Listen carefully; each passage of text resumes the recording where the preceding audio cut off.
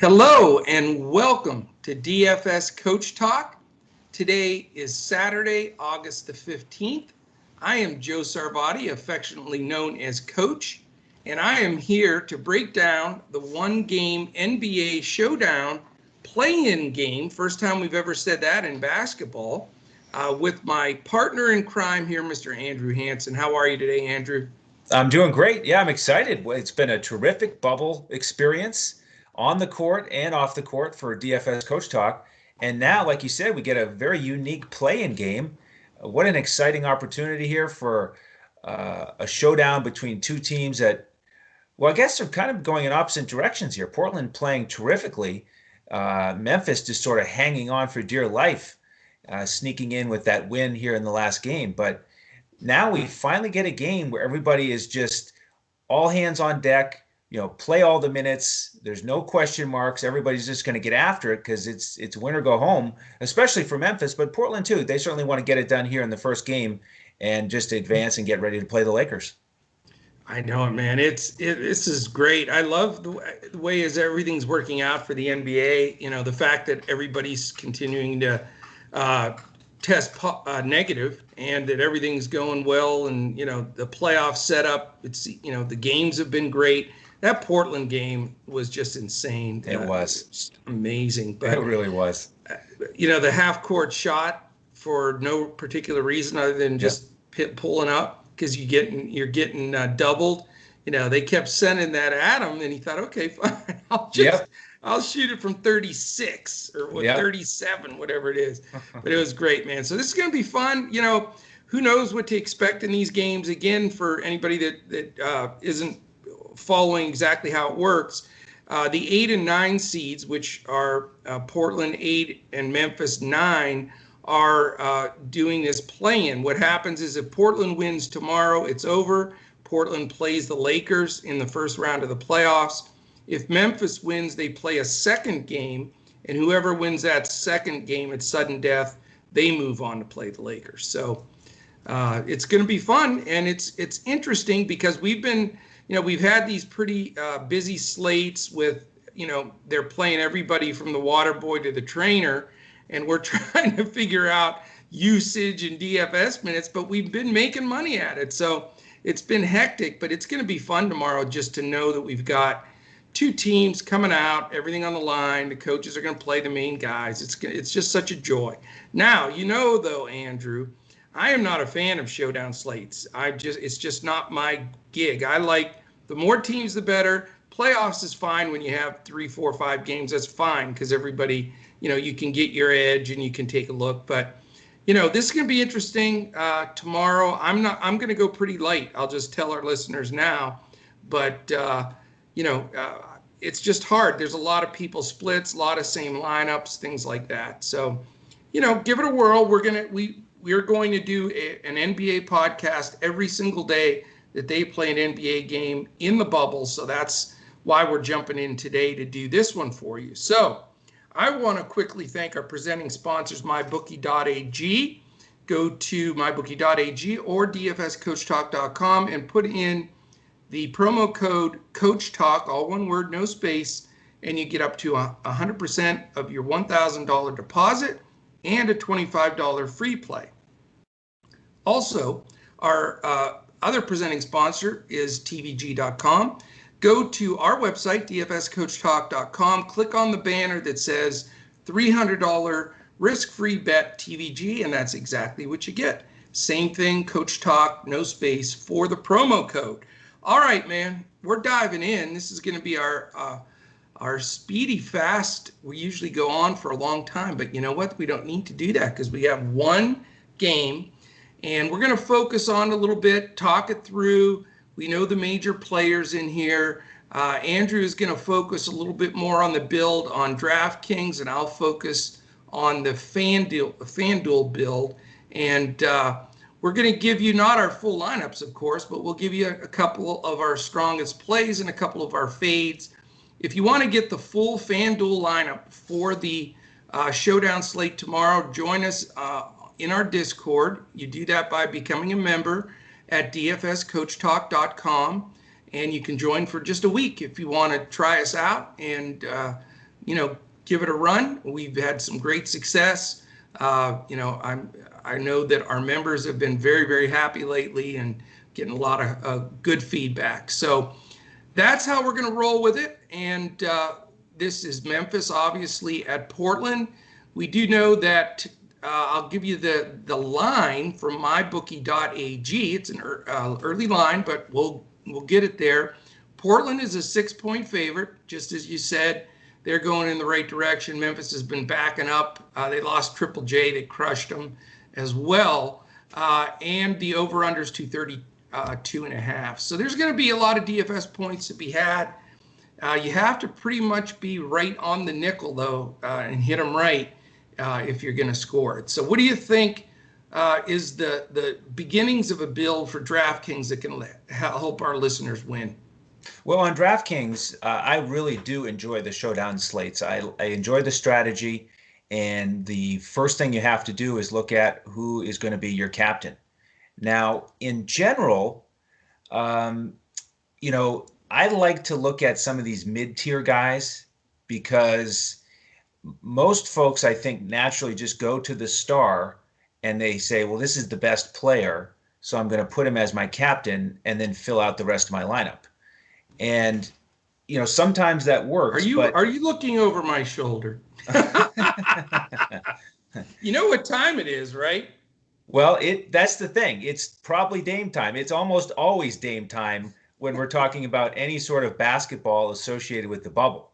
So, that's the counterpoint to my general approach is to get a little bit unique is if you get a mid-tier guy as your captain and then you put all the studs in your utility spots, you can oftentimes get one more stud in there that you wouldn't otherwise get. And it works out really well if a lot of the players in the game have a similar final point total. But to your point about Dame time, this guy is not just a regular old star who puts up 50 fantasy points. He's been putting up 50 or 60 actual points and 70 or 80 fantasy points. Yep. So, that sort of changes my thinking back to, all right, well, maybe I just need to use Lillard as my captain. But here's the one other thing. He hasn't been that great against Memphis this year. They actually played earlier in the bubble, and he only had 48.25 fantasy points. Oh, what a bum. I mean, seriously. CJ McCollum has been as good or better than Dame Lillard here in the two matchups against Memphis this year. So the reason I go through all this thinking is to tell you that it's not that clear to me who I want to use as my captain. So okay. I'm going to have to keep tinkering with it. But that's sort of my initial first glance at it.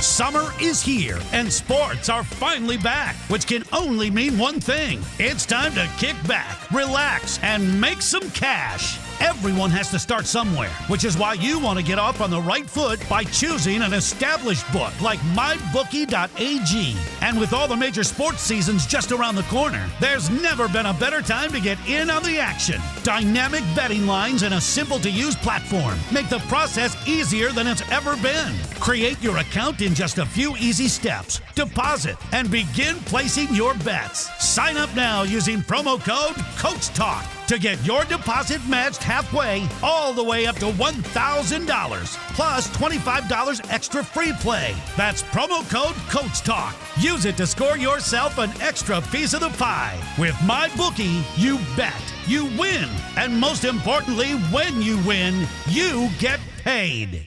Well, it's great that we're doing this podcast because, it's important for us to get our views out there, especially when they're opposite. And for me, I feel exactly opposite. I think that it's Dame Lillard as your captain, story done.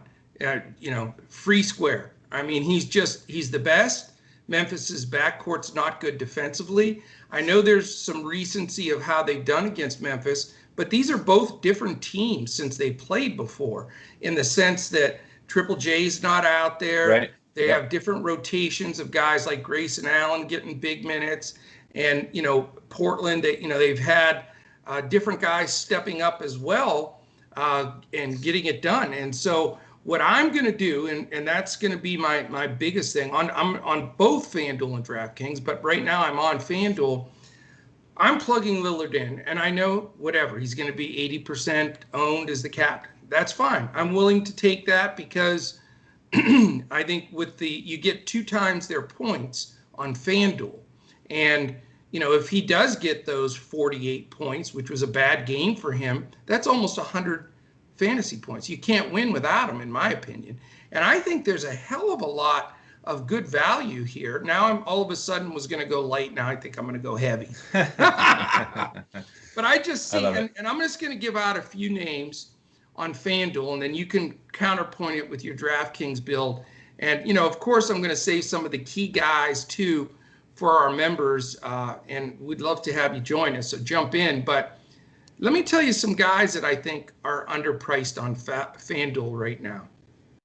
One key element for me, and it's weird, but I'm going to do it, I think Nurkic and Joval cancel each other out a little bit. 2 big bodies, 2 skilled guys that can pass. They got to play each other. They can both face, it's almost like the Spider-Man versus Spider-Man with these 2 guys, in my opinion. And so I think they're going to just nullify each other a little bit, and you're going to see Nurkic off the floor for Whiteside for a decent part of the game. I mean, if you played Nurkic this last game, which I did, he was horrific until the fourth quarter, and then he went crazy. So, I don't want to have to throw the life preserver in hoping for another miracle fourth quarter. Plus, again, like I said, I don't like the matchup. I think these 2 guys can neutralize themselves. So I like going with some of the value plays here. I think Brandon Clark off the bench is a fantastic play because he's going to get a ton of minutes. Yes, they're starting, the old man Anthony Tolliver, but please don't play Anthony Tolliver. And in a game that's a single elimination for them, Clark's going to get those majority of minutes in Triple J's spot. So that's one guy I think you got to look at immediately. A couple other guys I think that are underpriced for what's here. Carmelo Anthony, he's played multiple great games in a row. His last game was horrible. I think he'll rebound and be, really efficient in this game. And then one more guy I'll mention, and then I'll turn it back over to you. This guy just, for the price that he is on here and the minutes that he gets and the key that he's going to be for trying to guard the combination of Lillard and McCollum is Dylan Brooks. He's not afraid to take the big shot. He gets a lot of steals, scrappy rebounds. I mean, he plays harder than anybody on the court, in my opinion, in this game. So that's the group that I'm going to build with. That's almost a whole lineup for you, really. But a couple of pivots. There is a few different ways you can get to one other strong player here. But remember, the scenario is different on FanDuel. It's 2 times your first guy. For me, that'll be Lillard. Then the decisions have to be made. Your second guy is very, very important because it's 1.5. And the third guy can make a difference at 1.2. And then you plug in 2 utility players. So the build is important, but where you put them in the build is just as important. So that is my FanDuel breakdown. What do you got? What else do you have on DraftKings? Yeah, and the thing there, it's very important that you highlighted it with the difference in the scoring and the positions and the multiplier. Because on DraftKings, your captain is 1.5x, and he's the only multiplier. Everybody else is just 5 utility guys, and you have six players total instead of 5. So it is a different build, different analysis, different pricing. But in terms of the guys that you liked, I'm right with you with Brandon Clark. He's been excellent in this matchup, both games. He went for 27-6-1. Then he went for 21-7-2. And this is one of the matchups I wanted to ask you about, because if I'm Portland, one thing Coach Stotts has been doing here is he's really tightened the rotation. They've basically only been going 8 deep. And the 3 guys off the bench have been Hazonia, Trent Jr., and Whiteside. I don't think any of those guys match up very well to Brandon Clark. And, Hazonia's, a little bit, not quite as strong and quick. Trent is undersized. Whiteside is bigger and slower. And if I'm Coach Stott, I would want to come up with a different plan to try to slow him down. In the regular season, the primary guy off the bench against him was Caleb Swanigan, and he hasn't been playing. So Wenyen Gabriel is the X factor to me on Portland. He's the GPP play that he may not play. Coach Stotts might stick with the same 8-man rotation. He might not get on the floor, but I think he's the best athlete, the best profile guy to stick with Clark and give him a little trouble. I mean, he's been dominating them in this matchup off the bench, and I agree with you. He'll be out there in crunch time. It's not going to be Tolliver. So I like Clark, but trying to figure out, a GPP option, Gabriel is one guy to consider. The other matchup I think is interesting off the bench that I want to talk to you about is Whiteside. Who guards him? He hasn't been getting huge minutes, but we know that he can put up big numbers in short minutes. And last game in the bubble, I was surprised that Gorgui Dieng didn't get in the game to guard him. I mean, wouldn't you think that he would be the guy to match up against Whiteside? So I think Gorgui Dieng is another guy you could go to. He's very cheap on DraftKings as a GPP option that most folks won't play. And as you mentioned, the key here is to get a unique lineup, or to try to, or at least a lineup that 500 other people don't have. So those are two guys you can consider. The other matchup I want to talk about that you touched on is Nurkic against Joval. And this one really is intriguing to me. They could cancel each other out. But I was a little bit surprised to kind of get back in the numbers and see that Nurkic really got the one up on him on their last matchup. He didn't play the first game in the regular season when they played. Whiteside started that game. But in this bubble matchup, he went for 18, 9, 5, 2 steals, and 6 blocks. So he was excellent in that game. But Joval was tremendous in their last game with that monster triple-double. So, Joval's coming in with great confidence. Nurkic, like you said, didn't do much until the fourth quarter. I do think that's going to be a very important matchup. It is. And, it's funny because I've ridden Joval and Nurkic a lot. I think I've played Nurkic almost every game. Yep. And so I like those two guys. But the key is exactly what you said. You have to take a stand somewhere. In a showdown slate, you've got to, you got to dissect the game and take your chances. Just like, if you're coaching the game, is Coach Jenkins, who's a great coach, young coach, is he going to blitz Dame?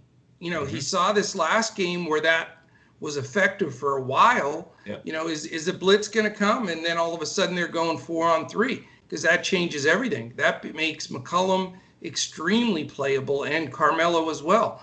I don't think they'll risk it as much. I think because they believe in Dylan Brooks so much, they'll double when they can, but I don't think they're going to just blitz, like they did with him or they do against Harden, and then let him go 4-on-3. Too much on the line. So for me, I love your analogy there. I think they're both good big men, and I like them both, but I don't see either one allowing the other in this big of a game to have one of those 25 and 10-point nights. I really don't. I think it goes more to the guards in this game, and the floor spreads a little bit, and they even actually play a little smaller.